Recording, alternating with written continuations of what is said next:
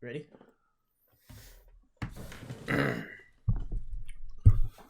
Scrumptious. Scrum-diddly-umptious. Mm-hmm. Okay. We're just gonna go. Oh, I didn't realize you were recording already.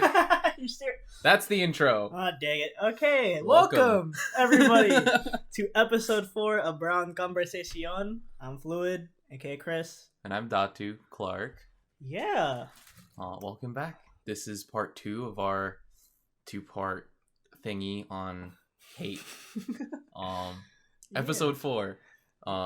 This is about overcoming our... Well, the last episode we went over the 4 eyes of oppression, right? And how that creates a cycle and breeds hatred within our community and our society, and how all of that kind of goes on, right? So in this episode, we're going to be going over how to deconstruct those. But let's just start with just a general check-in. Yeah. New format. Fuck it. I thought we weren't telling everybody we were No, doing a new fuck it. format. We'll fucking tell them. All right, Chris, how you feeling? Yeah. So general check-ins. We're just gonna ask each other how we're feeling out of 10. Right now, out of 10 right now, I feel at an 8. I got my food and everything. I got to dick around and everything this morning. Mm-hmm. Context. Clark is helping me set up my own PC today, and I don't have good connection for Ethernet yet. So right now I'm just okay, I need a Wi-Fi card for this. So we went to Best Buy this morning. Picked up some Wi-Fi adapter thing. It took us forever to find it because Best Buy is so confusing. And we came back, and I was like, okay, let me set up the PC. I notice on their motherboard, it's oh, they've got spots for Wi-Fi antennas. Maybe your PC already has Wi-Fi. I'm no. Sure enough, a quick Google search. Yeah, your PC has Wi-Fi. Congratulations, you wasted money this morning. I gave Best Buy $20. All right. Anyways, yeah, Clark, how about you? Watching Chris waste money was pretty good, so I think I'm at a 8.5, 9. Had my coffee. Yeah, really, I'm only a normal person if I have my coffee, so if I don't, that usually brings my day down immediately to a 3. Mm-hmm. So, yeah, we're good. God damn it. Yeah, so before we go into our topic about liberating ourselves from the 4 eyes of oppression, we kind of want to give some community highlights of what's been going on. I guess I'll start. I kind of want to highlight what's happening at CCSF right now. So the Board of Trustees kind of approved a bunch of pink slips for a lot of teachers and faculty and everything, and that inadvertently creates cuts to certain programs and certain studies and everything. This includes just disability studies, nursing, ESL, ethnic studies, women and gender studies, and LGBTQ plus studies. So I think me and Clark went to this action on this past Saturday and everything, right before we went to work. Kind of just support with the community and everything, and it was good. Even though we weren't all there for the whole time, it was nice to seeing the community all there. Yeah, and I'm actually a student at CCSF, so this does directly affect me. And the reason we're shouting this out is literally from the perspective of somebody who's going there, trying to take classes for free, trying to receive an education. This is something that would allow me to transfer out to another 4-year university to finish my degree, right? And I would be able to finish all of my credits for transfer here almost entirely for free. Problem is, the program that I'm in will also be affected by these cuts, right? So this is something that I wanted to stand up for, because it's hey, why do we have to pay all these administrative people? And it's no matter which way you look at this this crisis, quote unquote, for funding for a community college, the problem pretty much stands in the fact that they want to focus more on paying administrative staff than they want to the actual faculty that's doing the important work and funding these programs that people actually need to get out. And what doesn't make any sense to me is why they feel they can pick and choose which programs get to leave. Yeah. Because they want to focus on things like STEM and English and things that they believe are what's the word, that are the most important, quote unquote, Accepted pipelines, studies, like studies to pipeline people into. It's like, oh, if you're not some sort of STEM major, but like even nursing, they're trying to cut. Doesn't make any sense to me. Which makes no sense, but it's one of those things. It's like, if you're in the area, if you're somebody that benefits from City College, which by the way doesn't just have one campus, they have a bunch of satellite campuses. They don't just serve one community, they serve pretty much every community in SF. Which they don't even give funding to the satellite campuses and everything. It's supposed to be like within the collective of CCSF, but it's still just kind of like, oh, if you're not in the main campus, then your classes aren't really supported like elsewhere. Pretty much, yeah. Not everybody can get to one part of the city or another, even if it is this small, you know. Something we wanted to highlight and everything. We can definitely we keep saying this every fucking episode, but just like for academics education episode, we're definitely gonna pop off on why these type of studies are important to like so many different communities, especially for people who are listening to this podcast. So yeah, that's my community. I don't know if you want to like share that sentiment as well. Like I said, I'm a student there, so I pretty much share the sentiment on a personal level. Like, even though I'm like looking at auto mechanics and stuff like that, it's still, that program tends to lose out because there's really only like one or two like actual workshops to have people physically go to. So yeah, it really doesn't work. On the other side, the very unfortunate fucking murder of Dante Wright again. If you haven't caught up, the officer who discharged her weapon was charged with second-degree manslaughter. And this is something that ties into what we're talking about today, and how the system of policing and stuff, you know. It's another one of those institutions that's kind of steeped in the idea that there is a group that needs to be controlled, right? People are calling this a misstep in training, blah, blah, blah. She didn't know it wasn't her taser, stuff like that. The fact is that we employ our police officers to be an environment that they're supposed to be surrounded by things that they quote unquote fear, that the system fears, right?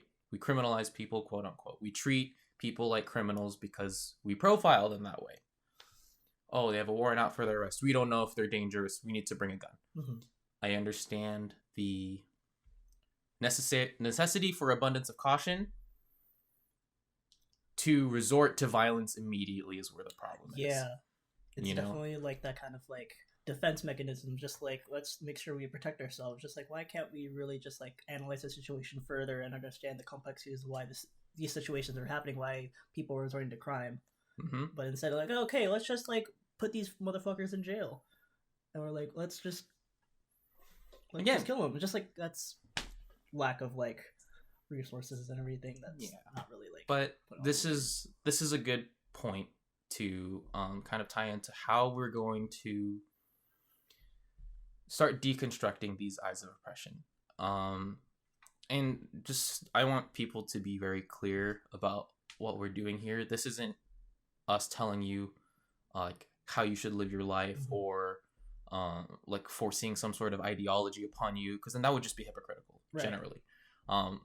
Just take this as basically advice, right? It's just advice. You don't have to listen to it, but think of it as a framework to help you get to a more stable community, something where people are coming together instead of coming at each other's throats. You know, this isn't just about the people in power and the people that aren't. It's for both sides to look at and to kind of come together collectively and start to deconstruct these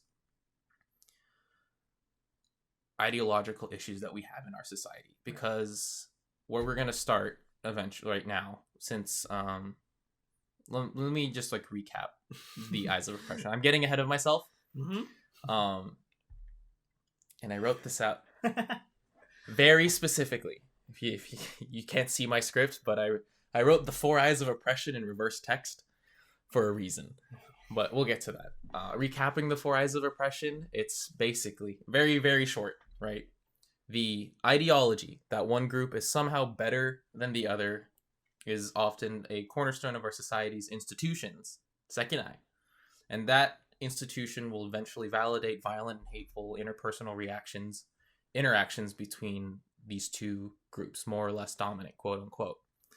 And then this collective sense of fear and dominance for both sides is eventually internalized, fourth eye, and passed down through generations. And that just repeats, because the second you internalize this ideology, whether this ideology of inferiority or superiority, you pass that down. You raise your kids based on that internalized oppression and or privilege. Right. So where this cycle starts and how we start to dismantle this is eventually with ourselves, right? If the ideology only starts again because we internalize it, we have to start with our internalized ideologies. Kind of just like understanding that a problem exists and how that problem works is like the first step to kind of like solving that problem or dismantling that issue.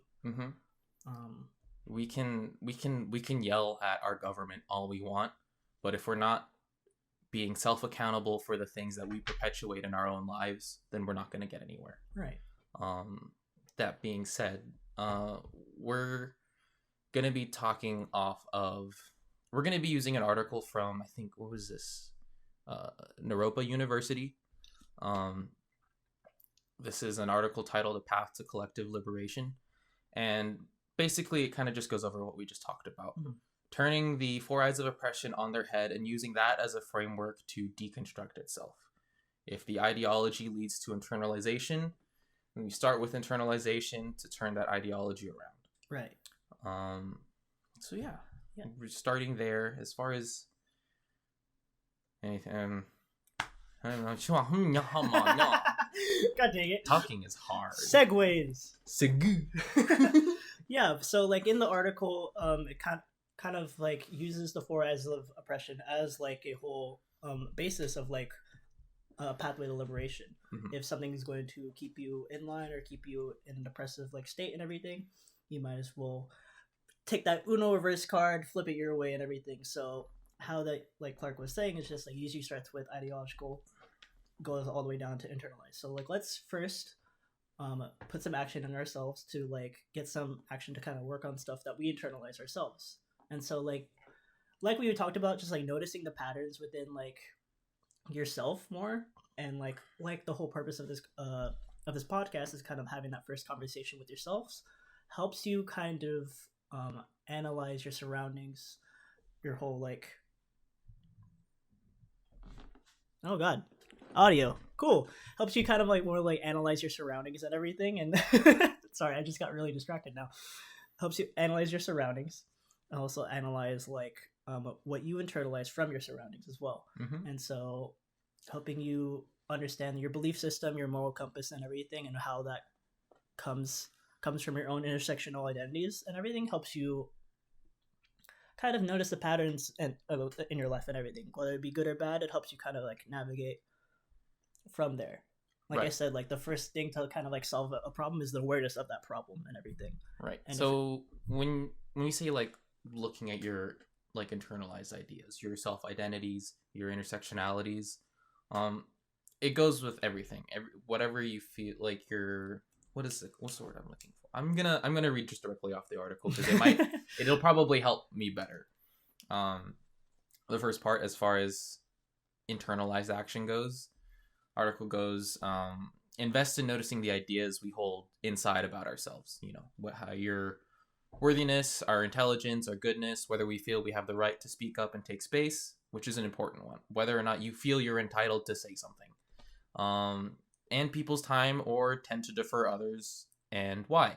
What beliefs and assumptions about the ways we need to look or conduct ourselves have we internalized. I really like this thing. We're basically analyzing a reading, so if you're like straight from class and everything, you're doing this again. So yeah, but I mean, this is basically what your teachers wanted you to do to begin with, right? Basically, but in a very fun way, or it's be stupid. But like, I like how like this paragraph kind of like gives us the framework and like how this like systems like affect us. Because as soon as like we were just reading off of this, it immediately reminds me of like religious trauma, or just like unlearning like religious beliefs and everything, because they really like teach you like these beliefs and everything with the assumption that like, oh, God is a man or something, or just like, oh, these what was these like stereotypical like Christian things or Catholic things, without kind of like believing that like, hey, is this right? Is this good for us to do? Is this good for me to believe in? So like, I think when you notice like, it's that epistemology, and that you kind of analyze big words. why you know the things you know, and why do you believe in these types of things. You kind of like start to formulate your own moral compass in the way of kind of liberating yourself from this like internalized oppression in yourself. It relates hella with like a lot of political stuff, but once you kind of like connect yourself with like the political and how the political affects yourself, it kind of like helps liberate from that. And like the last question, just like, what are we denying within? Just like, what are we kind of like avoiding stuff? Right. What parts of our identity we never embraced before? What parts of ourselves we haven't really worked on? What parts do we realize that we have privilege in? What parts that we're not necessarily addressing? Yeah. What stuff are we doing that is toxic to ourselves that we're not kind of like owning up to?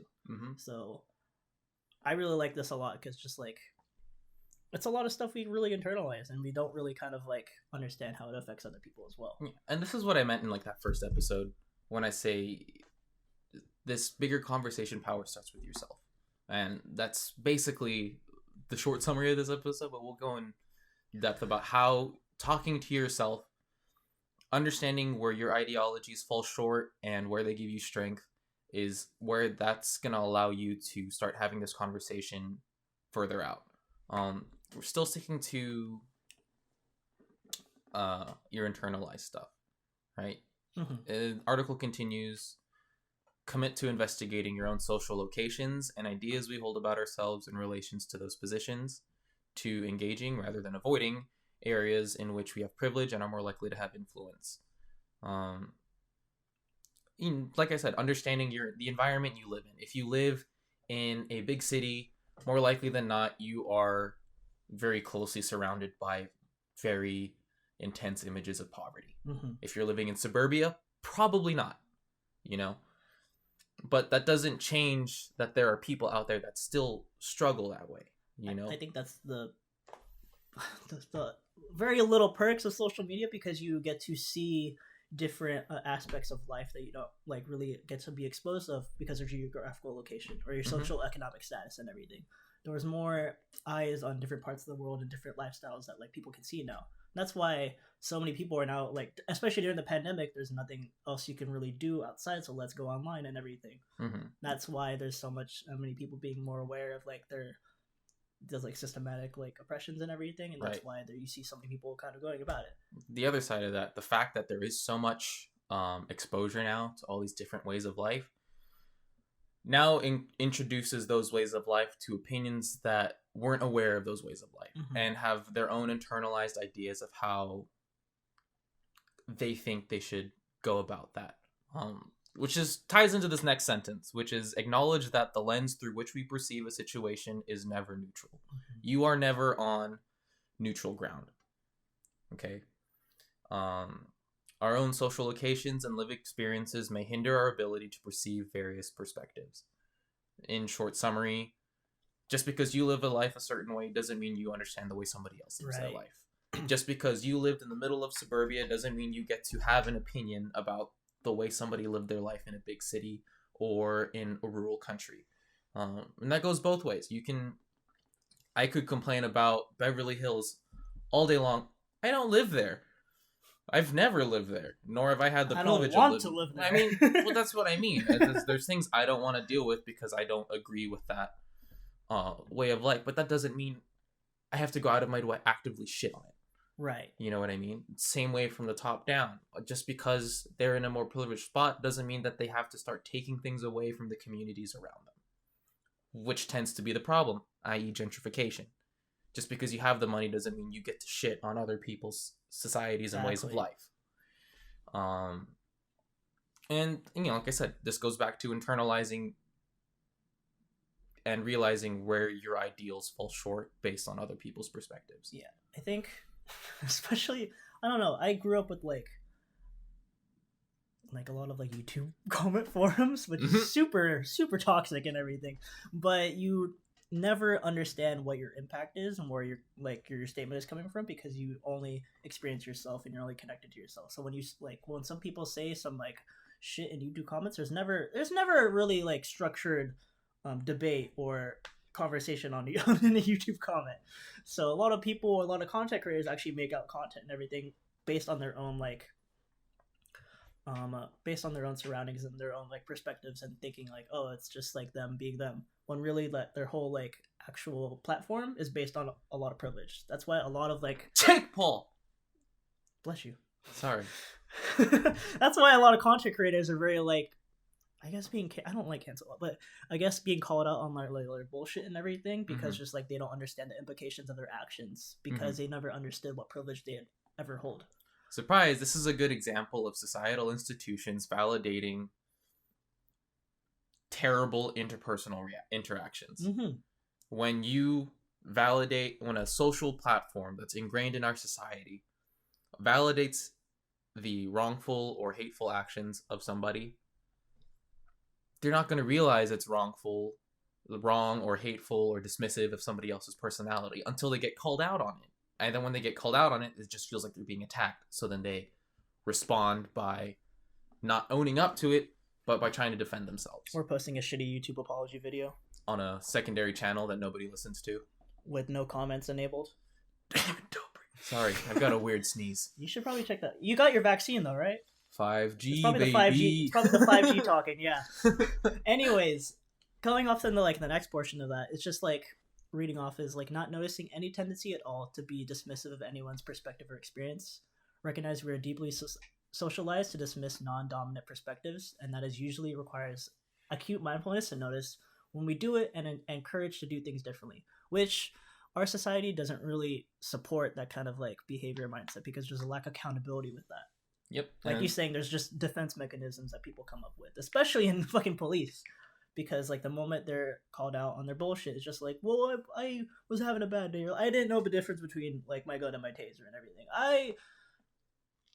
I'm just racist. I don't know. There's never owning up to that thing. So just like, that's the part of like, I internalize action that people don't really like go out of their way to do it and everything. And they don't understand that's a step they have to take. And that's the most important step, is realize where your things fall short. 2, change that. It's one thing to protect your beliefs and your way of life. It's another thing to adjust those to make sure that you're not being hurtful. Okay? It wastes way more energy to hate people than it is to live peacefully. Right. And if there are things you don't agree with, things you aren't happy with, speak up and have a conversation. Don't go out of your way to dismiss these people's perspectives. And this goes both ways. You're talking to a rich person's talking to a poor person. Same deal. How? Because it's really easy for people that don't have money to start railing on rich people for not doing enough, right? Why aren't you giving your money away? Why aren't you doing this? Why aren't you doing that? Not taking into account what they might have done to get that money, right? Or how you reach your success, obviously, is...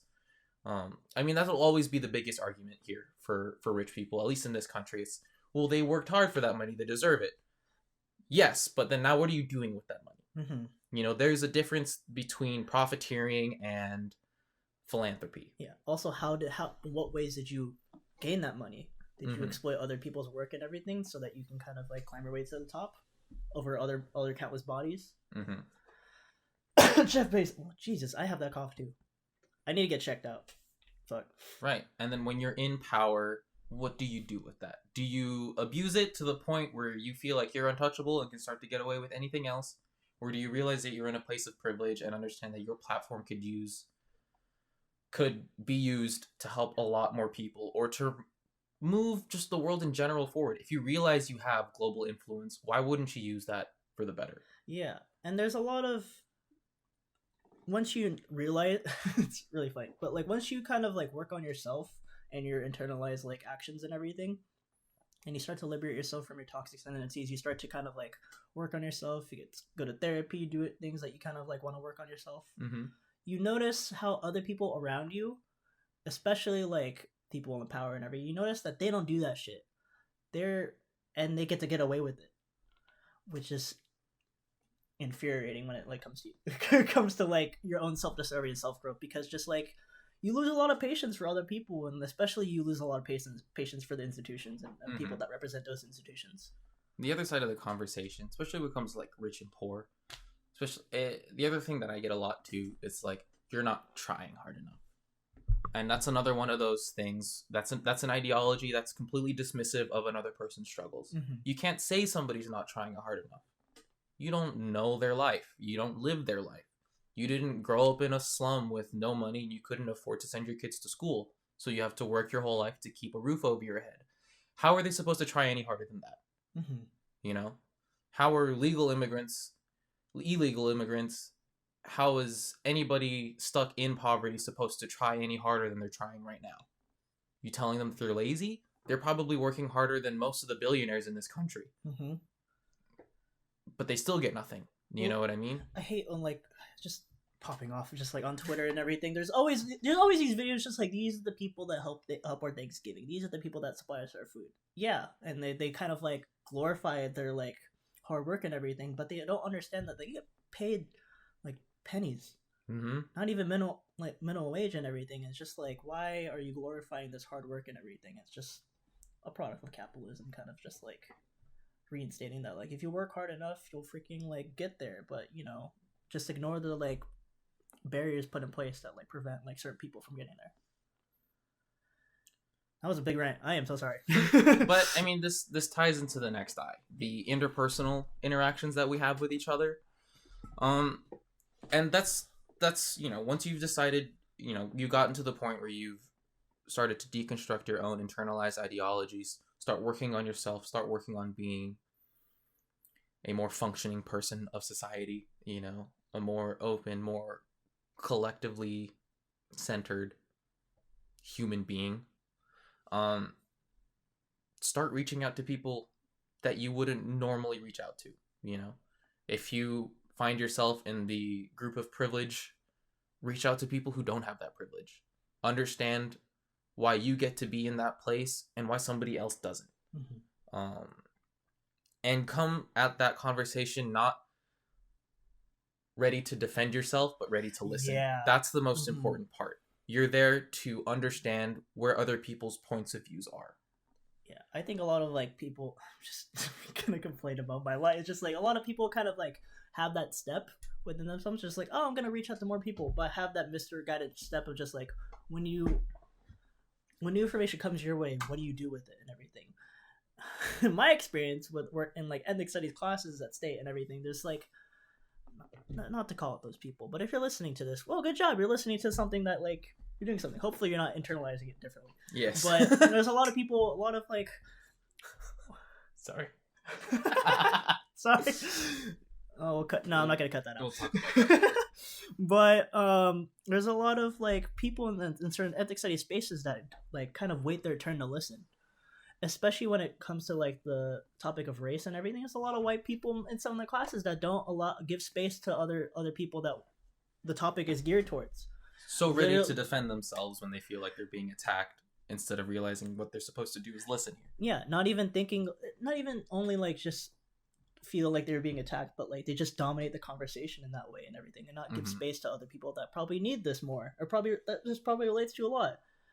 I'm just gonna shout out my fucking group in my education class, literally talking about like Asian Americans and the model minority myth.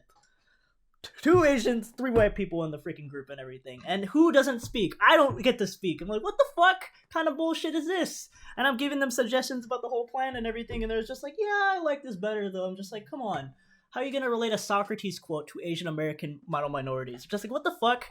Alright. You're not gonna ask an Asian American to speak on about their own experiences?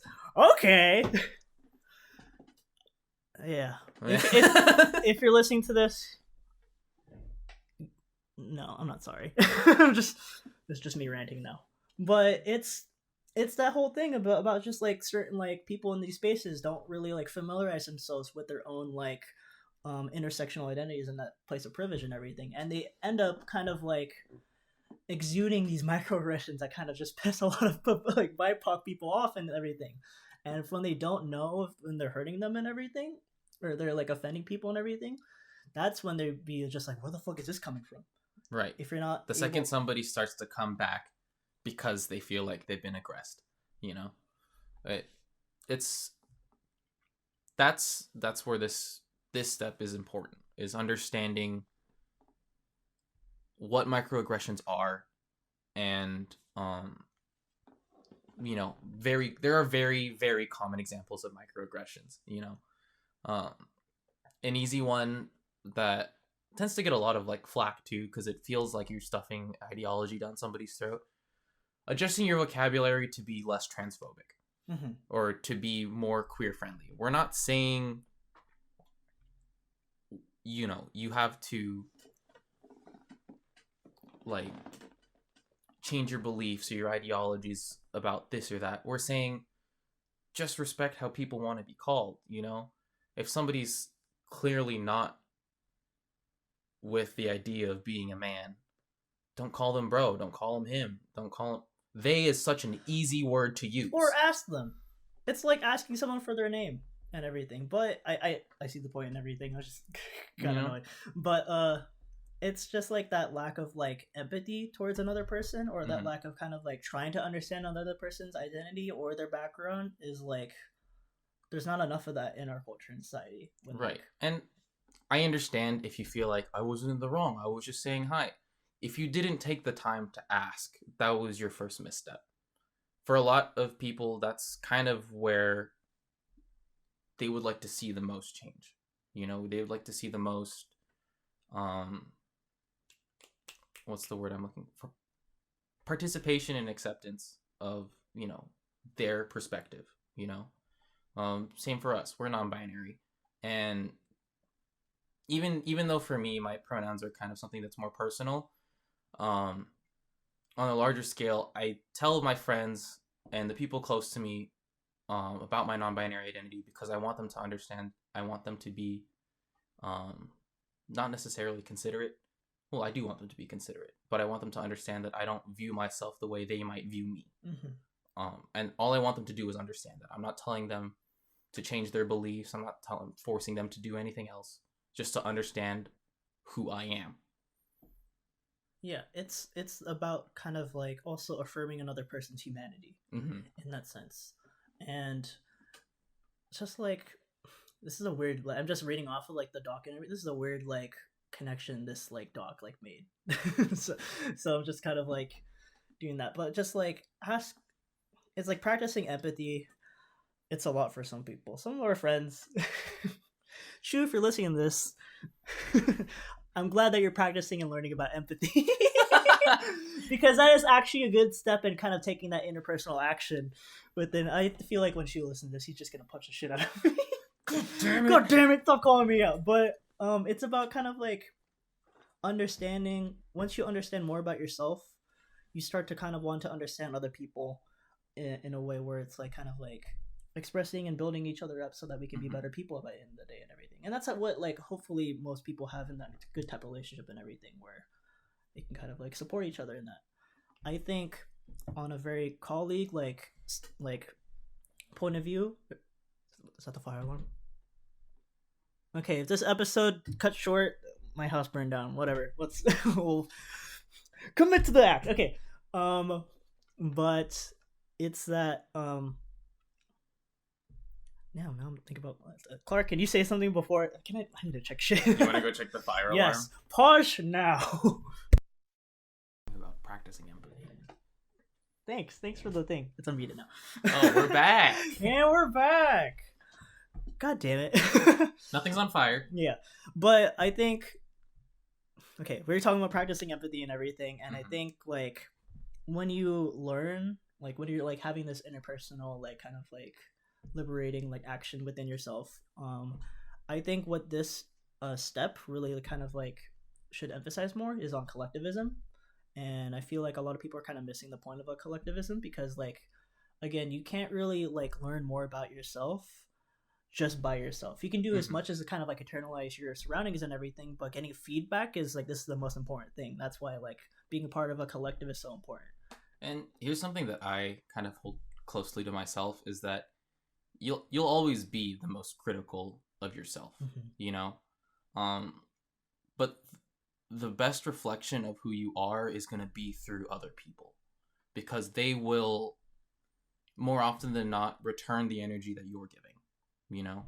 So if you generally hold yourself in a good place, you probably receive good actions in return, you know? If you're self-critical about yourself and you allow that to permeate in your interpersonal relations, people are going to be very critical of you as well. And that's okay if you're self-critical about yourself and everything. It's just like being conscious of your actions and knowing kind of like how you affect other people is like a lot of power and empathy.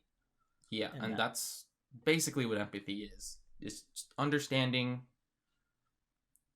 your interaction, your personal beliefs, and somebody else's are not the same. So you need to come together, talk about that, be open with each other. And that's where things start to become more of a collective and less of a self-centered idea. Right. Which, like, yeah, this whole step is very connected within like internalized and interpersonal, because it's like it's really like you and other people and you and yourself and everything. And I feel like understanding empathy more and kind of holding yourself and others accountable will help you kind of like build up better interactions and better relationships with other people and everything. This also goes in a political sense and everything as well. When you notice that people are being problematic in a political sense, you want to kind of keep them accountable, have that interpersonal interaction be a place where both parties can learn. And so I think that's like people kind of like really misconstrued that and shit, and that's why a lot of like people kind of like this is just I'm like have bad like encounters with white people. That's just me. But like people that like fight for social justice and everything really don't kind of like understand the perspectives of BIPOC individuals, which is why the purpose of this podcast, so that people, that is me passing through in and out. I'm gonna mute that on the mic. We're cutting this? Okay. I don't know what you heard that too, right? Yeah. Thank you for. You can say yes. Yes. Oh my god. What was I talking about? This is unedited. I'm keeping this in. I don't know. I forgot. Thanks for tuning myself out. It left your fucking stomach just distracted the hell out of me. You were. I was in there, and then your stomach went. Oh. End of the day. Let's just move on with the article. End of the day, I think like people need to, people need to be more open with their heart and their mind when they kind of like expose themselves in new environments and new information and new people, and even with the people that they still know themselves, because there's like it's related to like this last point, but no matter how close you feel to this another person, you will never know what goes inside in their brain. You will never know exactly how they feel. You might have an idea, but you'll never truly fully grasp what they're going through, what their thought process is, and who they are as a person. And I feel like once you accept that more, you'll have your better like interpersonal interactions as well. And that's a good segue into how you start to address institutional oppression. Once you get comfortable with understanding your internalized ideals, working on your interpersonal interactions, that carries into your institutions. There is a ladder of people to the people in power in your institutions, right? If you're somebody in power, you have quote unquote burden. Not really a burden. Again, this is a choice. It's a choice to not continue this cycle. But is understanding where you might carry oppressive dynamics within institutions, within places of education, government, police, stuff like that. If you're at the top of these systems, or if you have access to talk to the people at the tops of these systems, this is where this conversation becomes really important. Say like in school, if you are a teacher, somebody in administrative staff, faculty, stuff like that, understanding how your position affects the people beneath you, you know, affects the people that you're in control of. Like CCSF, when they decide we need to make sure our administrative staff has money, but what are they going to administrate if there's no school that they're funding? Right. You know, they're looking at themselves before they start looking at the perspective of everybody that actually goes to this school. You know, again, that might be driven by greed, not necessarily by personal beliefs, but the problem is the institution allows for that stuff to happen.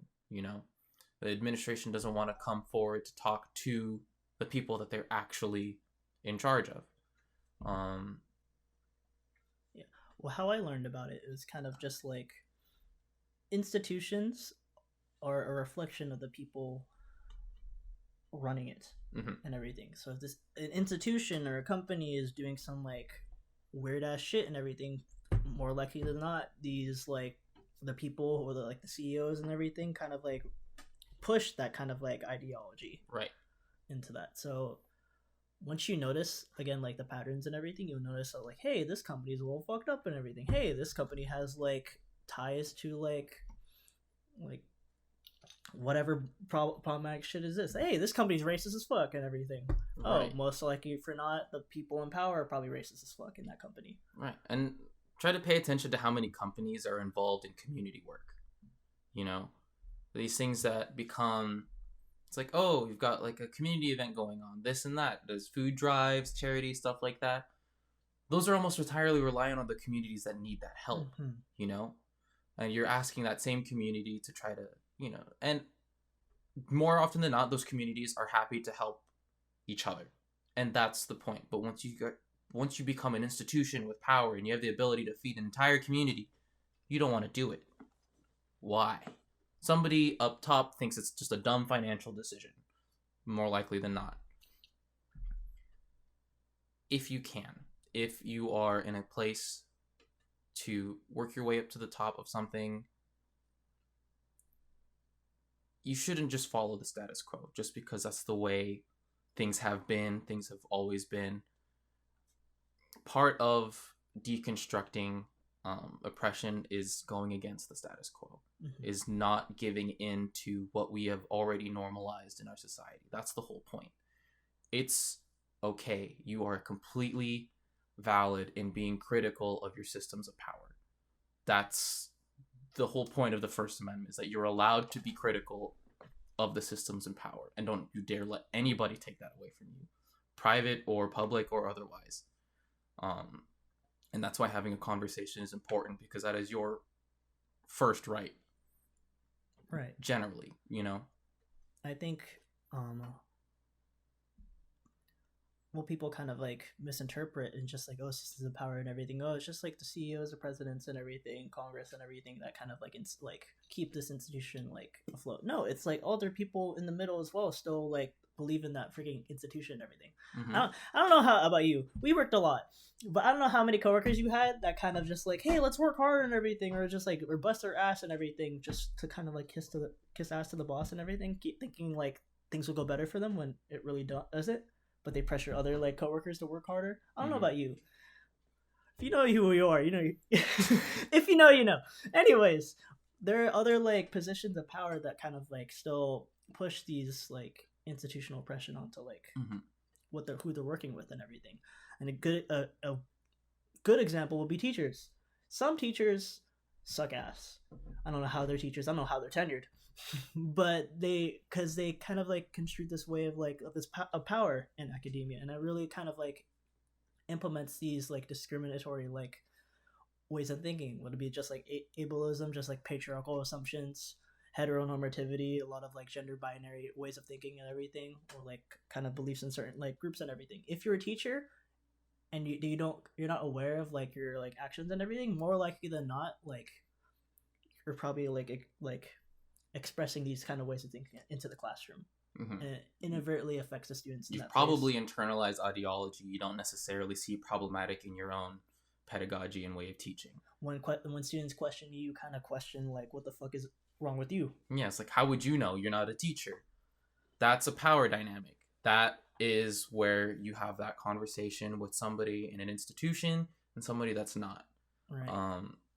And when we say talking about having this conversation with people in power, that's what I'm talking about, is a power dynamic. That goes back to understanding your internalized oppressions, understanding whether or not you carry a power dynamic anywhere you go. Same with your interpersonal reactions, recognizing whether or not you are acting in a way that creates a power dynamic between people instead of keeping everybody on equal ground. Again, like Chris was saying, if you're a teacher, that's a very good place for you to think. If you're not looking at your ability to teach as a way to give everybody an equal voice and an equal understanding of cultures, perspectives, ideas, what education should be, then you're really not helping the problem. You're just kind of carrying on this cycle of, oh, this is the curriculum, so it must be this way. Right.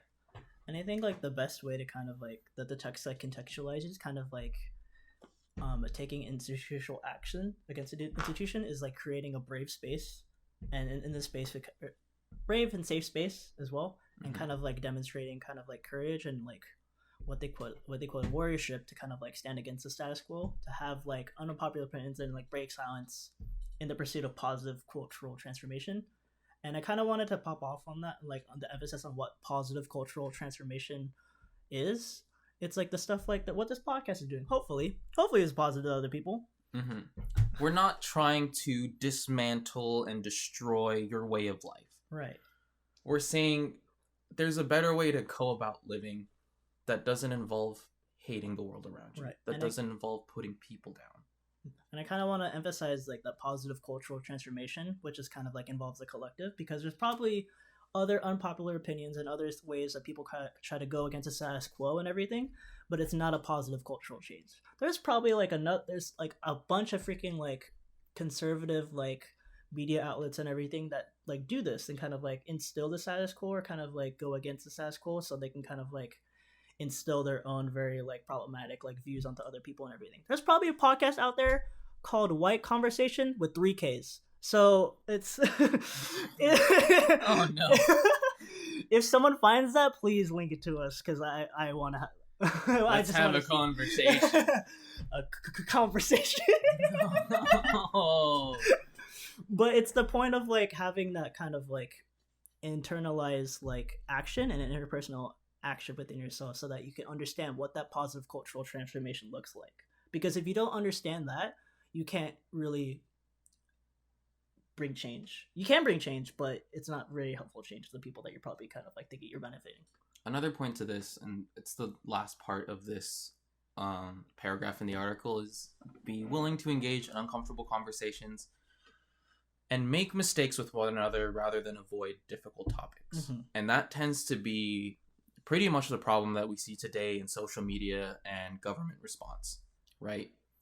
In that, what you'll notice from a lot of like school groups and activist groups is that even if they get pepper sprayed and rubber bulleted, at the end of the day, they're standing out there saying, talk to us.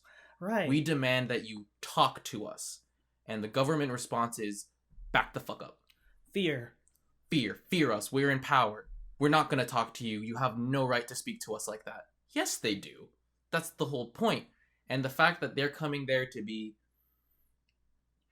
peaceful and have a conversation. If you riot, if you engage in a riot, you are not there to you're not there to protest peacefully. I don't care if you're there for BLM, if you're there for Antifa. The second that you're there to cause a ruckus and not have a conversation, you're not helping. End of story. Whether or not you went there with the original intentions, the second you participate in that action, that's you continuing. That's you perpetuating that cycle. That's you giving that group in quote-unquote power the validation they need to suppress you.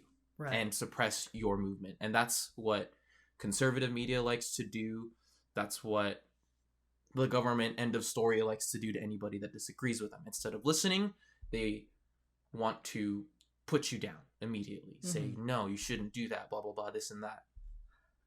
But if you are willing to engage in this comfortable conversation, and you're willing to make a mistake, and you're willing to own up to it, that's where you become more powerful than the people in power. Right. If you hold yourself on, and this is not like virtue signaling, but it's, you know, it sounds like it, because if you put yourself on a quote-unquote moral high ground, being bigger than the person trying to put you down, you will be.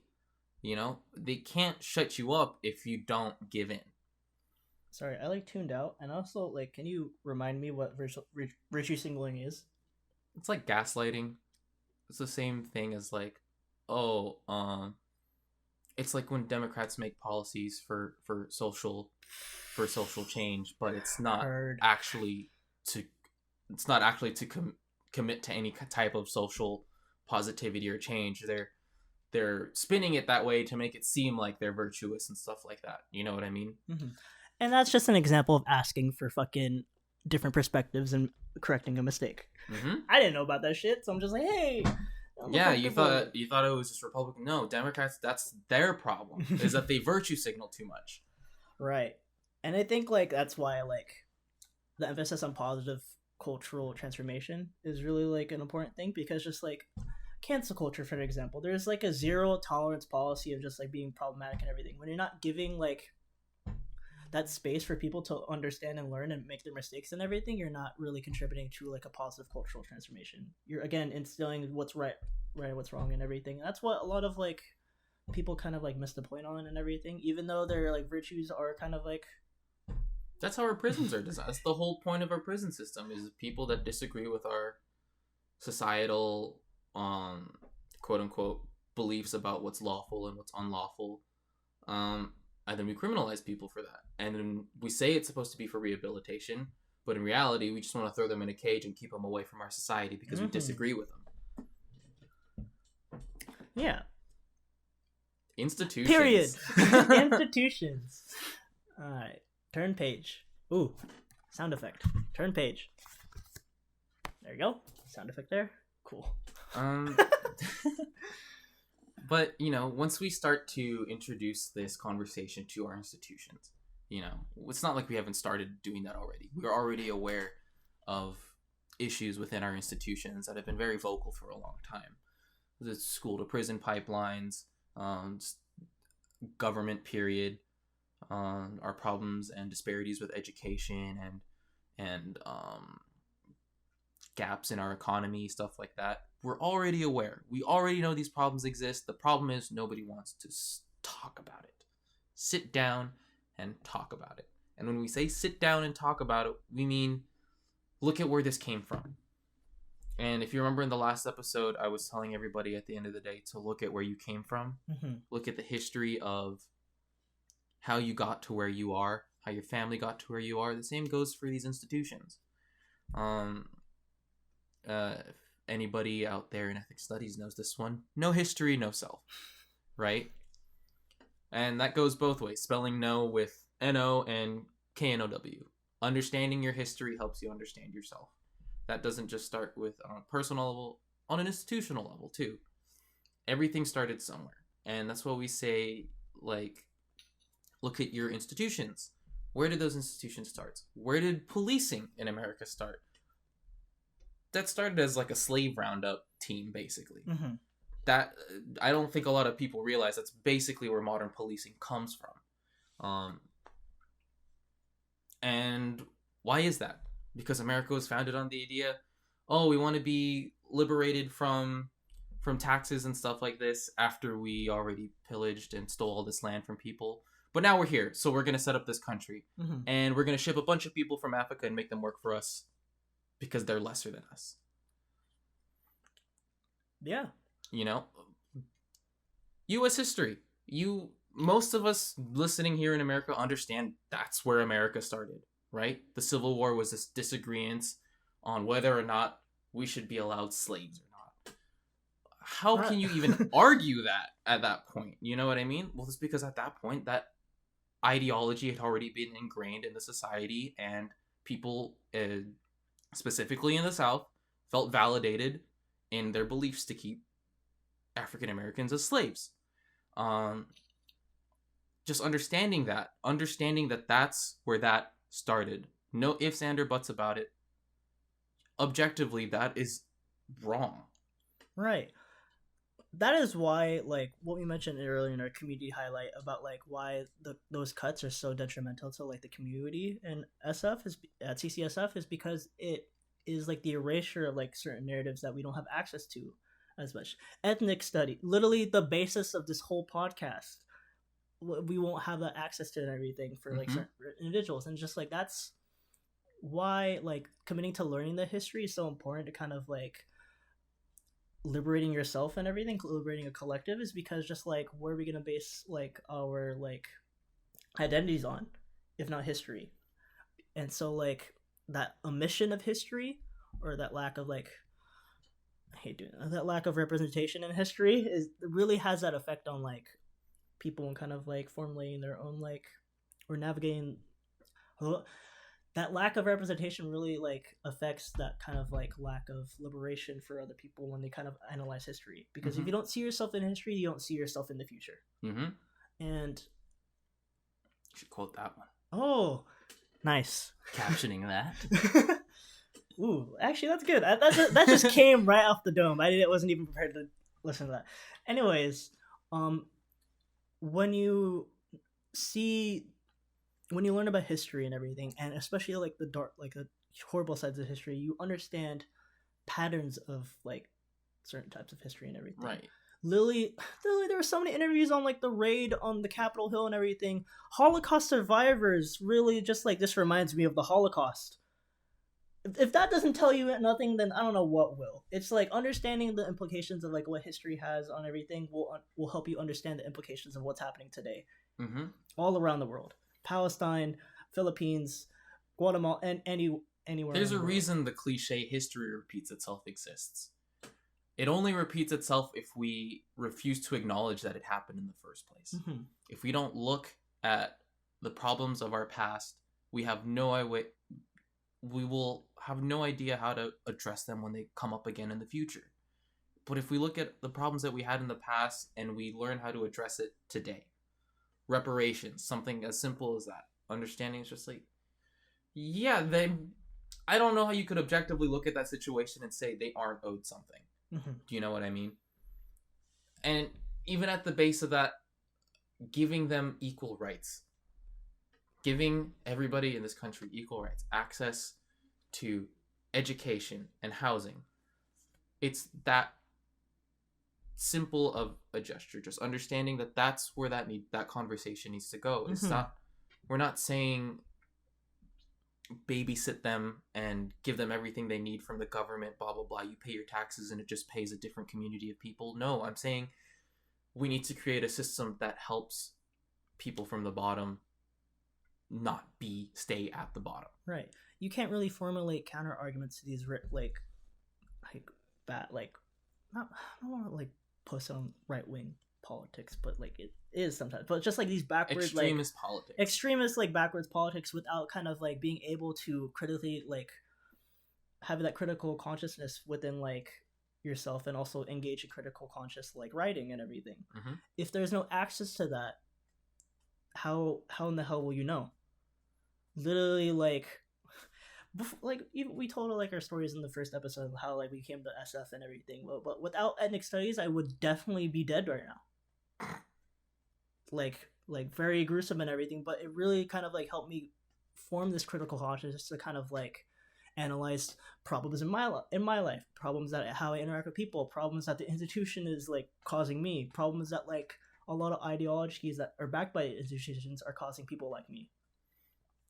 So I feel like the ability to kind of, like, have critical consciousness within, like, certain medias and everything is super important to that. Giving people access to the education they need. End of story. Which is going to be a good segue to our next episode, by the way. Haha. But that's what Chris is talking about. How many books by Maya Angelou, right? How many of those are banned just because of the way she thinks?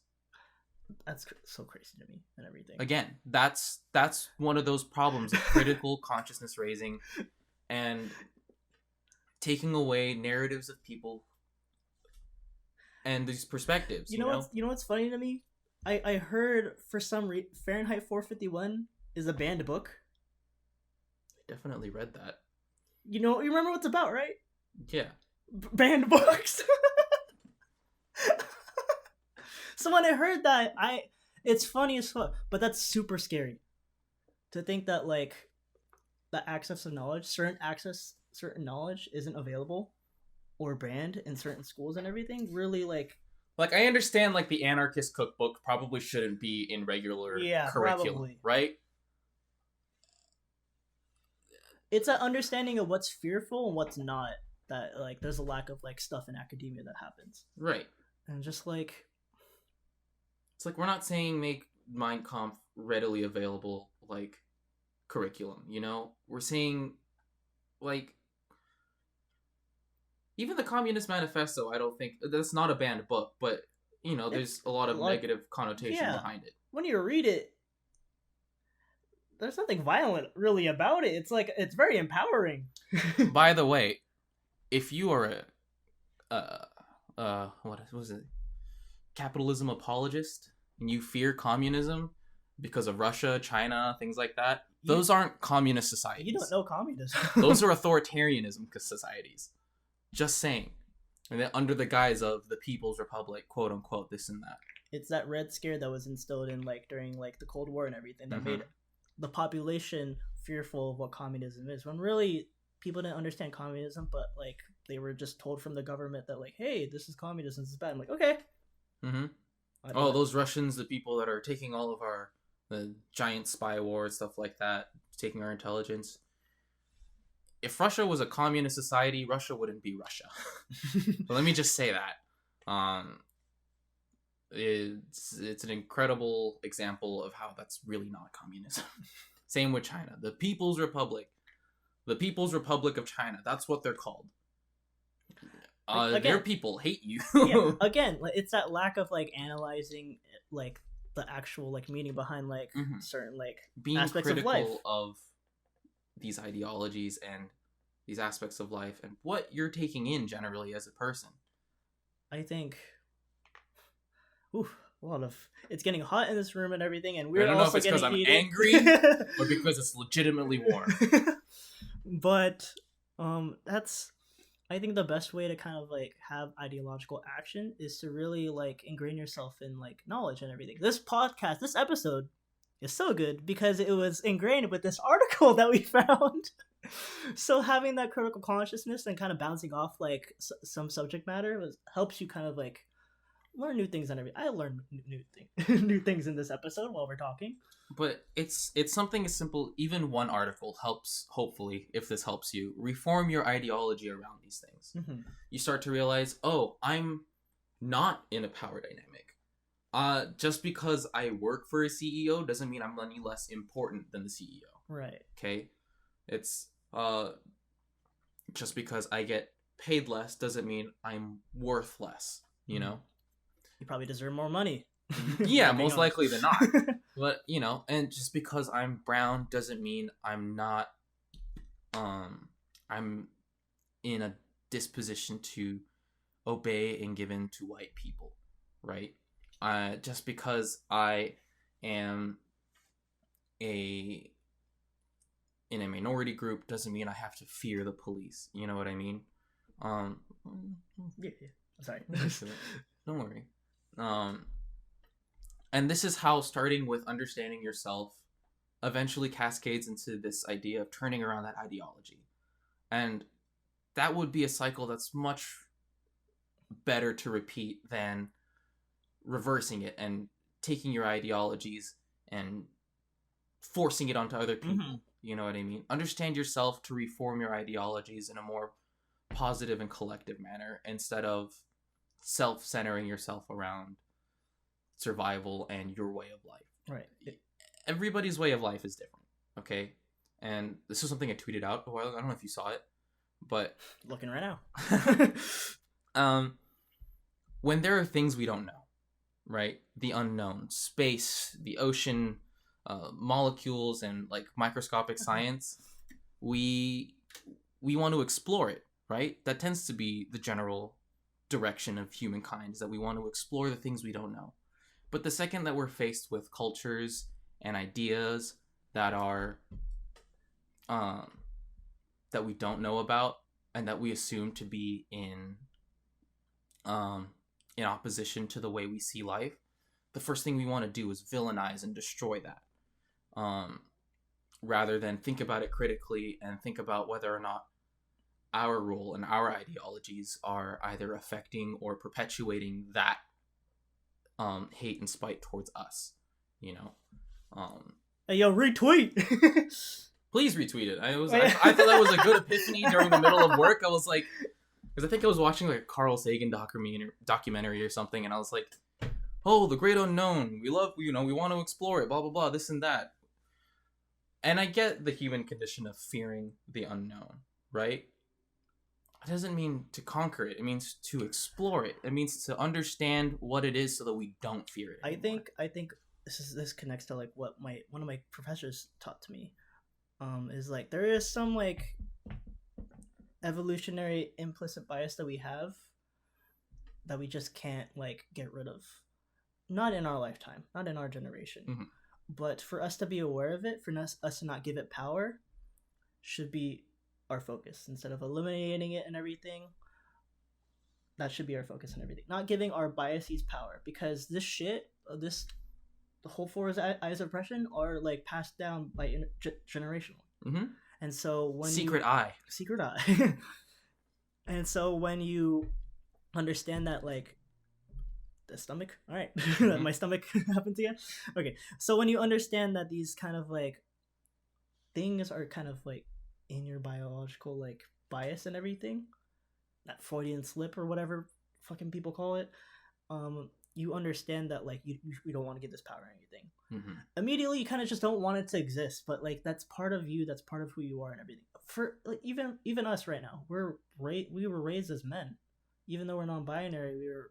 And how we want to fucking get rid of all this masculinity and everything, we definitely I don't want to say spew out. what is the word? Exude toxic masculinity to an extent and everything. Mm-hmm.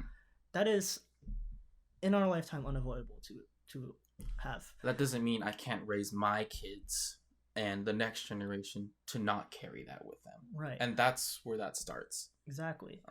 Not giving that power is the best thing that we can do. Mm-hmm. And making sure other people don't like give that thing power is the best thing that we can do too. Yeah. And like I said, this isn't us telling you have to raise your kids a certain way, you have to do this or that. We're just saying don't perpetuate what you already know to be wrong. Like our parents are immigrants. Mm-hmm. So as much as I, am critical of the way they raised me and things like that, I can't blame them, because that was a internalized fear that they never really addressed. And their reaction to that was to raise me against that fear. To raise me as a like super vanilla Filipino. I'm a super whitewashed Filipino. I hope you know that. Like, I didn't know anything about my culture, damn near nothing, up until I got to college. And that completely changed my self-perspective, But then I realized it's like, if I was just raised just with the slightest adjustment, with the slightest, like, acceptance about my history, my culture, I wouldn't be so messed up. I wouldn't be so spiteful, Mm-hmm. Yeah. And it's something like that. This change, this conversation isn't going to happen overnight. It's going to happen over generations, because that's how hate was bred, over generations, and it evolved into this thing, and now we're more divisive than ever. But in reality, all we have to do is make sure we don't pass that on. We don't continue this cycle. Mm-hmm. Yeah. Yeah. Like I said, and it starts with having a conversation with yourself. I really like the whole thing of just owning up to your own mistakes. Mm-hmm. That could be another episode. Owning up to your own mistakes. Yeah. I got a lot of mistakes to own up to. Hell yeah. Thank you, therapy. Holy shit. Yay. And the people around me too. Anyways, that was a good talk. Yeah, I think we've wrapped this up in a way that you, the listener, can understand. And if not, we'll link to the article that we're referring to, and maybe that helps you. Yeah. Follow us on our Instagram, YouTube channels, whatever. We'll make a Twitter. I don't know. Epiphany Twitter. Epiphany Twitter. Anyways, that's the end of this episode. But before we end off, we're gonna give like two like pieces of general advice that we want to give to all of y'all. So I'll go first, because for some reason I'm always prepared in these fucking segments. But this is like an epiphany I had like a couple weeks ago, but it was something along the lines like when I was having a panic attack. So epiphany is, but there are things I've always been doing for myself that I never noticed before. Sometimes others can make us feel like they're the only ones who provide that thing for us, when really that's always been there the whole time. Yeah, you have power within yourself that you probably never seen before. I hope you see that. Roll credits. Wait, my piece of advice? I said roll credits. No! For me, this was also a tweet from a while ago. Actually, I don't think I ever tweeted this, but it was a thought I had in my head, and I think it was going on with like all this Trump bullshit was going on. It was like, oh, this is unprecedented. This is unprecedented. This is unprecedented. To be unprecedented is to set the precedent. Okay? You can create a whole new status quo just by doing it differently. And that can take a negative form or a positive form, but that depends on how you set the precedent. And hopefully that ties back to what we just talked about in this episode, and that change starts with yourself. Fuck the status quo. Fuck, what's the word I'm looking for? No. No. Fuck the status quo. No. Stick to the status quo. Sorry. What's the I just got into High School Musical. Right? Societal constructs. That's the word I was looking for. I am no help this episode. Don't give in. Be unprecedented, okay? And anything that you can do, just fight the flow of the stream, you know? If you can see that it's streaming off a cliff, why would you follow it? You know? If you can see that the fucking river that it's supposed to go to is just on the other side, and all you have to do is swim upstream a little bit and reroute that river, do it. Okay? That's all it takes, is one little divot in the path to redirect an entire fucking ocean of possibilities. Wow, you had the water fucking analogies here. Who's fluid now? Anyways, yeah. I've been Datu. I'm Fluid. And you listen to a brown conversation. Yeah. I actually really like this episode a lot. It was cool. Oh, it's still recording.